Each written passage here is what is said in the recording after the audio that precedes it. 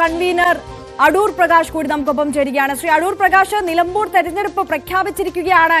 എത്രത്തോളം സജ്ജമാണ് U D F? U D എഫിനെ സംബന്ധിച്ചിടത്തോളം ഞങ്ങൾ എല്ലാ സജ്ജീകരണങ്ങളും ഒരുക്കിയിരിക്കുന്ന ഒരു കാര്യമാണ്. തീർച്ചയായിട്ടും നിലമ്പൂർ തെരഞ്ഞെടുപ്പ് മാറ്റിവെക്കാൻ സാധ്യതയുണ്ട് എന്ന് പ്രചരണം കൊടുത്തുകൊണ്ട് നടന്ന ആളുകളൊക്കെ ഉണ്ട്. പക്ഷേ ഏതായാലും കേന്ദ്ര ഇലക്ഷൻ കമ്മീഷൻ അങ്ങനെ ഒരു തീരുമാനമെടുത്തതിൽ എന്നെ ഞാൻ സ്വാഗതം ചെയ്യുകയാണ്.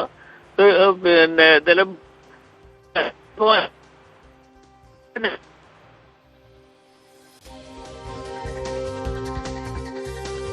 ശ്രീ അടൂർ പ്രകാശാണ് നമ്മളോട് സംസാരിച്ചുകൊണ്ടിരുന്നത്. അദ്ദേഹത്തിന്റെ ടെലിഫോൺ ലൈനിൽ ചില തടസ്സങ്ങൾ നേരിടുന്നുണ്ട്. അടൂർ പ്രകാശ്, താങ്കൾക്ക് തുടരാം. ഇപ്പോൾ വ്യക്തമാണ്. അല്ല, ഞങ്ങൾ തെരഞ്ഞെടുപ്പിനെ ഒന്നിച്ച് യു ഡി എഫ് ഒന്നിച്ച് നിന്നുകൊണ്ട് പോരാട്ടം നടത്തും. ആ പോരാട്ടത്തിൽ ഞങ്ങൾ അതിൽ നല്ല വിജയം കൈവരിക്കുമെന്ന ശുഭാപ്തി വിശ്വാസമാണ് എന്നെ സംബന്ധിച്ചിടത്തോളം ഉള്ളത്. അതിന് ഒരു സംശയവും ആർക്കും വേണ്ട. ഇനിയുള്ള ഞങ്ങൾ അതിനുവേണ്ടിയുള്ള പ്രവർത്തന നേതൃത്വം കൊടുത്തുകൊണ്ട് ഞങ്ങൾ മുമ്പോട്ട് പോകും. ഈ തെരഞ്ഞെടുപ്പ് തീയതി പ്രഖ്യാപിച്ചാൽ ആ അടുത്ത നിമിഷം സ്ഥാനാർത്ഥി പ്രഖ്യാപനം കൂടി ഉണ്ടാകുമെന്ന് ആദ്യഘട്ടത്തിലെ പറഞ്ഞിരുന്നു. സ്ഥാനാർത്ഥി പ്രഖ്യാപനം അത് ഇന്ന് പ്രതീക്ഷിക്കണോ? ഞങ്ങൾ ഇന്ന് തന്നെ ആലോചിച്ചുകൊണ്ട് അതിനുള്ള നടപടികളുമായി മുമ്പോട്ട് പോകും. എന്തായാലും സ്ഥാനാർത്ഥി പ്രഖ്യാപിച്ചു പോകുന്ന പ്രശ്നമുണ്ടാകില്ല. അത് പിന്നെ പ്രതിപക്ഷ നേതാവും അതുപോലെ KPCC പ്രസിഡന്റും എല്ലാവരുമായി കൂട്ടി ആലോചിച്ച് അതിനുള്ള തീരുമാനങ്ങൾ കൈക്കൊള്ളുന്നതാണ്.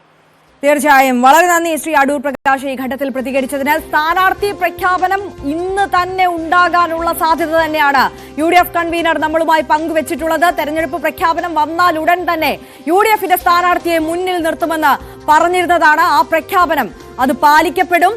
ഒരു വ്യക്തതയുണ്ട്. ഇന്ന് തന്നെ ആ പ്രഖ്യാപനം ഉണ്ടാകുമെന്നാണ് UDF കൺവീനർ നമ്മളോട് അറിയിച്ചിട്ടുള്ളത്.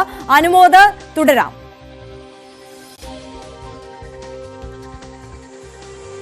തീർച്ചയായും ഇത് ഏറ്റവും പ്രധാനപ്പെട്ട കാര്യം UDFന്റെ സ്ഥാനാർത്ഥി ആര് എന്നുള്ള ചോദ്യം തന്നെയാണ് ഉയരുന്നത്. കാരണം നിലമ്പൂരിലെ LDFന്റെ സ്ഥാനാർത്ഥിയായി 2 തവണ വിജയിച്ച PV അൻവർ ഇപ്പോൾ UDFനൊപ്പമാണ്. അതുകൊണ്ട് തന്നെ PV അൻവറിന്റെ രാജിയാണ് ഈ ഒരു നിലമ്പൂരിലെ ഒരു ഉപതെരഞ്ഞെടുപ്പ് വഴിവെക്കുകയും ചെയ്തിരിക്കുന്നത്. PV അൻവറിനെ സംബന്ധിച്ച് ഇവിടെ രാഷ്ട്രീയ ജീവിതത്തിൽ നിലനിൽക്കുന്നതിന്റെ ഏറ്റവും വലിയ അഗ്നിപരീക്ഷയാണ് നിലമ്പൂരിലെ ഈ ഉപതെരഞ്ഞെടുപ്പിൽ UDFന് വലിയ മാർജിനിൽ വിജയം നേടിക്കൊടുക്കുക എന്നുള്ളത്. ഈ PV അൻവറിന്റെ രാഷ്ട്രീയ നിലനിൽപ്പും ഈ ഒരു തെരഞ്ഞെടുപ്പിനെ ആശ്രയിച്ചിരിക്കുന്നുണ്ട്. സ്വാഭാവികമായിട്ടും UDFന് വേണ്ടി അൻവർ കയ്യുമയും മറന്നിറങ്ങുന്ന കാര്യത്തിൽ ഒരു സംശയവുമില്ല. ആ ഒരു ഘട്ടത്തിൽ തെരഞ്ഞെടുപ്പ് നീണ്ടുപോകുന്നതിനെ കുറിച്ച് അദ്ദേഹം ആശങ്കപ്പെട്ടിരുന്നു. ഹൈക്കോടതിയെ സമീപിക്കാൻ വരെ ആലോചിച്ചിരുന്നു. അപ്പോഴാണ് ഇപ്പോൾ ഈ ഉപതെരഞ്ഞെടുപ്പിന്റെ പെട്ടെന്നുള്ള പ്രഖ്യാപനം വന്നിരിക്കുന്നത്. നമുക്കറിയാം, അൻവറിലൂടെ LDF പിടിച്ചെടുത്ത മണ്ഡലം അൻവർ തന്നെ UDFന് നൽകുന്നു എന്നാണ് UDF നേതാക്കൾ ഇക്കാര്യത്തിൽ പ്രതീക്ഷ പ്രകടിപ്പിച്ചിരിക്കുന്നത്. അപ്പോൾ സ്വാഭാവികമായിട്ടും ഏതൊക്കെ പേരുകളിലേക്ക് ചർച്ചകൾ വരുന്നു മുമ്പോൾ ആദ്യഘട്ടത്തിൽ തന്നെ PV അൻവർ VS ജോയിയുടെ പേര് മുന്നിൽ വെച്ച് ചർച്ചകൾക്ക് തുടക്കമിട്ടിരുന്നു. പക്ഷേ അത് ഒരു കടുംപിടുത്തമല്ല, തന്റെ ഭാഗത്തു നിന്നൊരു അഭിപ്രായം മാത്രമാണെന്ന് അൻവർ തന്നെ പിന്നീട് വിശദീകരിക്കുകയും ആര്യൻ ഷൗക്കത്താണെങ്കിലും ആരാണെങ്കിലും 100% UDFനൊപ്പമാണ് താനെന്ന് അദ്ദേഹം ആവർത്തിക്കുകയും ചെയ്തിരുന്നു. ഇന്നിപ്പോൾ ചർച്ചകൾ ഏറ്റവും അവസാന ഘട്ടത്തിലെത്തിക്കുമ്പോഴും ആര്യൻ ഷൗക്കത്തിന്റെ പേരിന് തന്നെയാണ് മുൻതൂക്കമുള്ളതായിട്ട് കാണുന്നത്. പല ഘടകങ്ങൾ ഇതിനിടയിൽ ചർച്ച ചെയ്തിരുന്നെങ്കിൽ പോലും മാറിയ ഈ കോൺഗ്രസിന്റെ പുനഃസംഘടന, നേതൃതലത്തിലെ പുനഃസംഘടന വരെ നിലമ്പൂരിലെ സ്ഥാനാർത്ഥിത്വത്തിൽ പ്രതിഫലിക്കുന്ന ഒരു സാധ്യതയുണ്ട്. അതുകൊണ്ട് തന്നെ ആര്യടൻ ഷൗക്കത്തിന് ഇവിടെ സാധ്യത പട്ടികയിൽ ഏറ്റവും അധികം ആര്യടൻ ഷൗക്കത്ത് തന്നെ നിലമ്പൂരിൽ വരാനുള്ളൊരു സാധ്യത തന്നെയാണ് നിലവിലെ സാഹചര്യത്തിൽ കാണുന്നത്. പക്ഷേ അവസാനഘട്ട മണിക്കൂറിലെ ചർച്ചകൾ അതിന്ന് പൂർത്തിയാക്കുമെന്നാണ് അറിയുന്നത്. VS ജോയിക്ക് വേണ്ടി വലിയൊരു വിഭാഗം രംഗത്തുണ്ടായിരുന്നു. VS ജോയി നിലവിൽ DCC അധ്യക്ഷനാണ്. ഇപ്പോൾ നിലവിൽ ഏറെ സാധ്യത കൽപ്പിച്ചിരുന്ന വ്യക്തി കൂടിയാണ്. അപ്പോൾ VS ജോയിയെ പരിഗണിച്ചില്ലെങ്കിൽ പകരം VS ജോയിക്ക് മറ്റെന്തെങ്കിലും ഒരു സ്ഥാനങ്ങൾ വാഗ്ദാനം ചെയ്യും നേതൃത്വം എന്ന് തന്നെ വേണം വിലയിരുത്തുവാൻ. അങ്ങനെയാണെങ്കിൽ ആര്യൻ ഷൗക്കത്ത് തന്നെ നിലമ്പൂരിൽ മത്സരിക്കുന്ന കാര്യത്തിൽ നമുക്ക് ഈ ഒരു ഘട്ടത്തിൽ അതുതന്നെയാണ് കണക്കാക്കേണ്ടത്. അതേസമയം ഇടതുപക്ഷത്തിനാണെങ്കിൽ ഇടതുപക്ഷത്തിന്റെ പല പേരുകൾ സ്വതന്ത്ര പരീക്ഷണം നിലമ്പൂരിൽ ആവർത്തിക്കാനുള്ളൊരു കണക്കൂട്ടലായിരുന്നെങ്കിൽ പോലും കോൺഗ്രസിൽ നിന്ന് പ്രതീക്ഷിച്ച പോലെ നേതാക്കളുടെ ഒരു മാറ്റം ഉണ്ടാകുന്ന സാഹചര്യം ഇല്ലാത്തതുകൊണ്ട് ഇടതുപക്ഷത്തിന്റെ സ്ഥാനാർത്ഥി ഇടതുപക്ഷ ചിഹ്നത്തിൽ തന്നെ മത്സരിക്കുന്ന ആരെങ്കിലും ആകും സാധ്യത. DYFയുടെ ജില്ലാ പ്രസിഡന്റായ P ഷബീറിനാണ്. ഷബീർ മണ്ഡലത്തിലെ തന്നെ സ്വദേശിയാണ്, എടക്കര സ്വദേശിയാണ്. മണ്ഡലത്തിൽ ചിരപരിചിതനാണ്, യുവനേതാവാണ്. അങ്ങനെ പല ഘടകങ്ങളും ഷബീറിന് അനുകൂലമായിട്ടുണ്ട്. മറ്റു പലരെയും പരിഗണിക്കുമ്പോൾ അത്തരം പരീക്ഷണങ്ങൾക്ക് മുതിരാതെ പാർട്ടിയുടെ മുഖമായിട്ട് പാർട്ടിയുടെ ചിഹ്നത്തിൽ മത്സരിക്കുന്നതാണ് ഈ ഘട്ടത്തിൽ അഭികാമ്യം എന്നൊരു അഭിപ്രായം പാർട്ടിക്കുള്ളിൽ തന്നെ ഉണ്ട്. അതുകൊണ്ട് തന്നെ ഷബീറിന്റെ സാധ്യതകളാണ് ഇപ്പോൾ ഏറെയും കാണുന്നത്. മാറ്റങ്ങൾ വന്നേക്കാം, എങ്കിൽ പോലും ആര്യടൻ ഷൗക്കത്തും ഷബീറും ആയിരിക്കാം ഈ ഒരു തെരഞ്ഞെടുപ്പിൽ LDF-ന്റെയും UDF-ന്റെയും സ്ഥാനാർത്ഥികളായിട്ട് ഉണ്ടാവുക. LDF-ന്റെ സ്ഥാനാർത്ഥിയായ ഷബീറും UDF-ന്റെ സ്ഥാനാർത്ഥിയായ ആര്യടൻ ഷൗക്കത്തും ആയിരിക്കും ഉണ്ടാവുക എന്ന തരത്തിൽ തന്നെയാണ് ഈ ഘട്ടത്തിലെ ഒരു സാഹചര്യങ്ങൾ. NDA-ക്കാവട്ടെ ഒരു പേരുകളിലേക്കും ആദ്യം അവർ പോയിരുന്നില്ല. തെരഞ്ഞെടുപ്പിന്റെ ചർച്ചയിൽ എവിടെയും NDA മുന്നിലും ആലോചനകളും തുടങ്ങിയിരുന്നില്ല.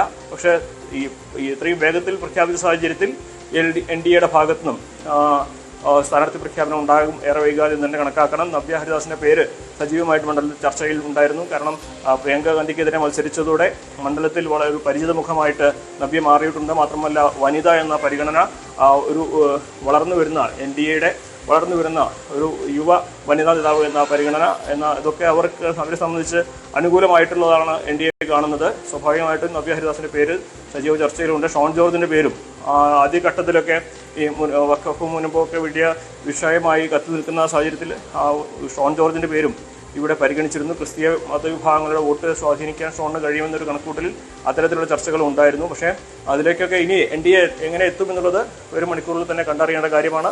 നിലവിൽ നിലമ്പൂരിൽ എപ്പോൾ പ്രഖ്യാപിച്ചാലും എല്ലാ ഒരുക്കങ്ങളും പൂർത്തിയാക്കിയെന്ന് LDF-ഉം UDF-ഉം ഒരുപോലെ അവകാശപ്പെടുമ്പോൾ സ്ഥാനാർത്ഥി പ്രഖ്യാപനം എപ്പോൾ ഉണ്ടാകുമെന്ന ചോദ്യമാണ് ഉയരുന്നത്. ഏറെ വൈകാതെ ഇന്നോ നാളെയോ ആയിട്ട് തന്നെ ഇരു മുന്നണികളെയും സ്ഥാനാർത്ഥികളെ വ്യക്തമാകുമെന്ന് തന്നെയാണ് നമുക്ക് അറിയാനാകുന്നത്. അനുമോദ്, അത് തന്നെയാണ്. തെരഞ്ഞെടുപ്പ് തീയതി പ്രഖ്യാപനം വന്നിരിക്കുന്നു. ഇനി സ്ഥാനാർത്ഥി പ്രഖ്യാപനം, അതിലേക്കാണ് രാഷ്ട്രീയ കേരളം ഏറെ ആകാംക്ഷയോടെ ഉറ്റുനോക്കുന്നത്.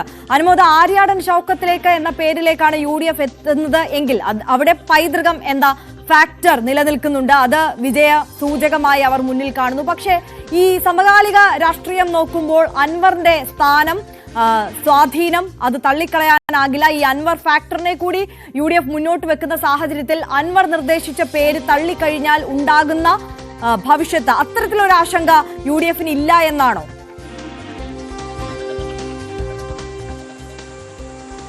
തീർച്ചയായും അത് ആദ്യഘട്ടത്തിലൊക്കെ വലിയ ചർച്ചയിൽ തന്നെയായിരുന്നു. അൻവർ ഒരു ഭീഷണിയാകുമോ, ജോയി അല്ലാതെ മറ്റൊരു സ്ഥാനാർത്ഥിയെ കൊണ്ടുവന്നാൽ അൻവർ ഈ UDF-നെ പിന്തുണയ്ക്കാതിരിക്കുമോ എന്നുള്ള ചർച്ചകളുണ്ട്. പക്ഷേ ഇപ്പോൾ അൻവറിനെ സംബന്ധിച്ച് മുന്നണിയുടെ ഭാഗമായി നിൽക്കണമെങ്കിൽ ഈ പറയുന്ന നിലമ്പൂരിൽ UDF-ന് മികച്ച ഒരു വിജയം നൽകിയേ തീരൂ.